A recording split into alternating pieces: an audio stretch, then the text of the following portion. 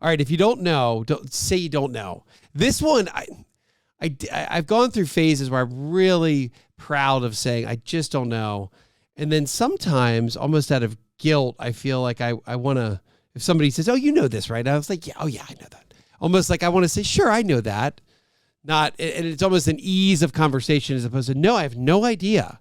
Well, I don't, then you explain what it is. Tell me about just saying you don't know.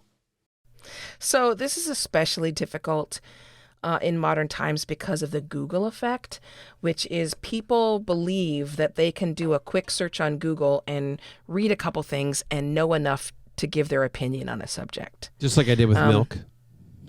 Did you Google that? I could go into the research on this, which is fascinating. Inflation is a big part of the world we live in today, so I'm always tracking the CPI numbers, and I track milk and cookies because there's a line item for sweets, and there's a line item for dairy. So I always do like the milk and cookies inflation. Anyway, keep going. So, this happens sometimes when, let's say you're talking to a friend and they mention something you've never heard of before.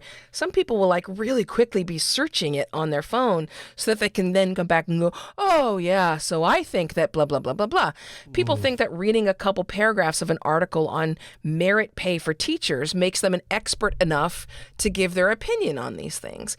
But the fact of the matter is that it erodes trust. And the reason it does that is because we know deep in our subconscious that other people cannot know a lot about everything. That's impossible. And when they pretend to, when they have a so-called educated opinion on everything, we subconsciously know that some of that is BS. Mm-hmm. We just don't know which part. Okay. And so over time, that will really erode trust when you're talking to other people. So stop it. The expert on everything, we know inherently as humans that they're full of shit, is what you're saying. Yes. Yeah.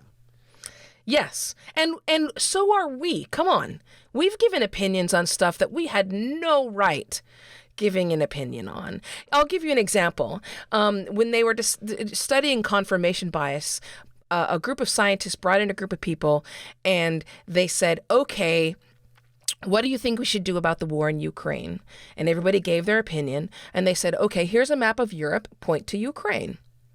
And the worse their geography was, and the average was off by 1,800 miles.